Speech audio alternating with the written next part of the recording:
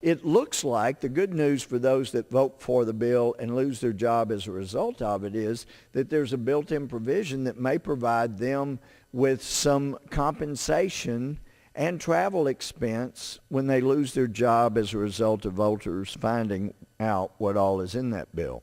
But that's the kind of thing we've dealt with here. People meaning well, getting their talking points, thinking that they were really telling the truth, coming in here and passionately proclaiming what was put before them, but not reading the bill. That is so important. So when we apply this cynicism, once you know that the people that are pushing this bill are the ones that have benefited 4-1 in contributions from these very firms that will be so-called reformed, then you take a more skeptical look at what's in the bill, and we get to find out a little bit more about what's in it. Because obviously some of my friends have not looked at it thoroughly enough to know what's in it and to know that it's really not the financial reform bill that they thought it was. It's more of a financial deform bill, more of another bailout bill, or I would say perhaps we could rename it the Goldman Sachs monopoly bill. A friend across the aisle had a blow up of some of the monopoly pieces.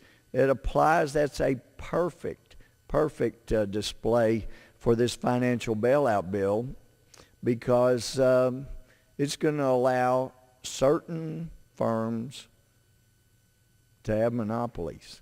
This bill is going to create some monopolies. So one of the truths about this bill is that there are backdoor bailouts. Despite the rhetoric, there are backdoor bailouts in this financial deform bill, or the Goldman Sachs monopoly bill. The Dodd bill from the Senate, it codifies these backdoor bailouts that were used by the Federal Reserve to pump money into Bear Stearns. It also was used by the Federal Reserve to pump money into AIG, into Fannie Mae, to Freddie Mac. And then this thing that troubles me so deeply, Systemic Risk Council. It's in the bill. A Systemic Risk Council.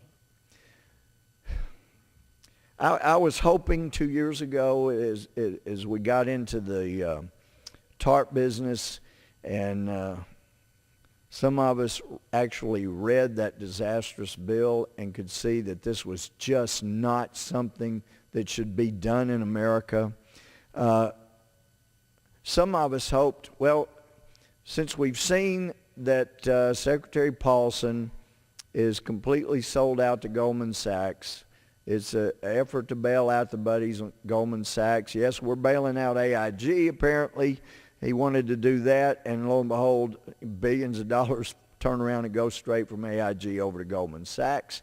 So it did help his friends, but some of us had hoped that Mr. Bernanke might be the level head in all of this, but having been in meetings with Mr. Bernanke and having watched him closely on television and read so many of his comments, it appears that he has been caught up as well in this power grab and in this lofty ivory tower he's been placed in with this incredible amount of power without accountability.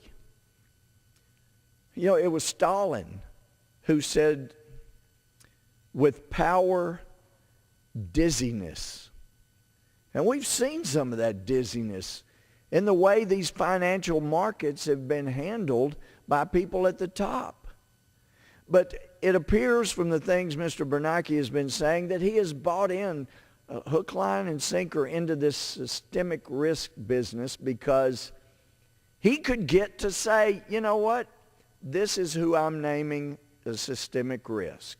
And when the federal government says this firm or this bank, this company is too big to fail, that means the federal government will not let them fail.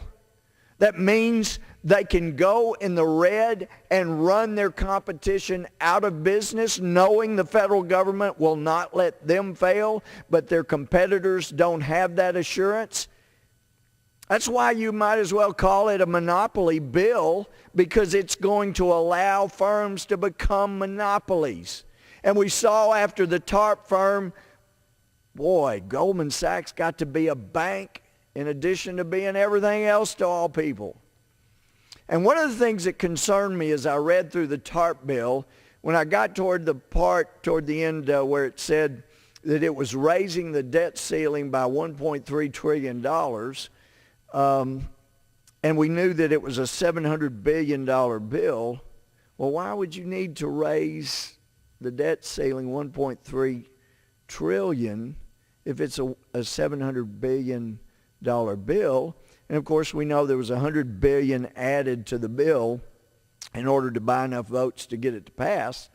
So it's an $800 billion bill, and yet it raised the debt ceiling $1.3 trillion. Well, there's a half a trillion dollars there for some reason that was built into that. So I went back through and I reread the bill, and I kept pleading and begging with other colleagues, please just read the bill. You'll see we don't do this in America. We don't give one man $700 billion and say, go play with it and fix us and make us better. We never have done that in America since we've had a Constitution. With that qualification, there was a man in American history that had that type of power that was given by the Continental Congress by a bill that was passed December 27, 1776. His name was George Washington. This was an humble man. This was a man who made the statement, people unused to restraint must be led, they will not be drove. And so like in the Battle of Trenton, or in that 1755 disastrous ambush that the British walked into and didn't listen to Washington, who was in his early 20s. We've seen pictures over and over painted by those there that Washington didn't do as I was taught in the Army, that commanders are supposed to normally stay at the back and command from the back and coordinate things. Washington, in some of the worst battles, knew he needed to be out front so people would see him and do the right thing. There was one soldier after the Battle of Trenton that wrote home talking about how afraid he was with so many people dying. And he said, but when I saw bullets flying around that priceless head of our great general, encouraging us as he went, sir, I thought not of myself. Now that was a leader. It's not Hank Paulson we're talking about. That's not a leader. We're talking George Washington. And when the Continental Congress was afraid that the people who had signed up for 6 months enlistment around July 4th, around the time of the Declaration of Independence, and their enlistment was coming up, they got word these guys may not re-enlist. So they passed a bill basically giving Washington the power to make whatever contract, pay whatever he needed to pay. We didn't have a Constitution yet. But they knew this man and said, you fix it. And they sent a cover letter that in essence was saying that we know you well enough to know our liberty's not at risk, and when you have no further need of this power, you'll give it back. And he did, like no man has ever done before or since in history.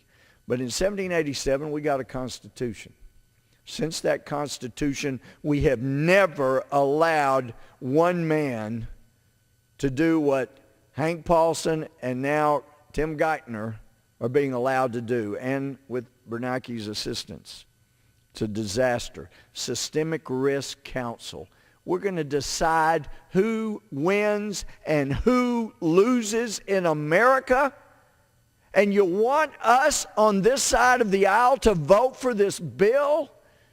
And you call it a financial reform bill? It isn't. This is not reforming things. This is taking us away from the free market principles from which we have been running for far too long. That TARP bill took us away from it, and some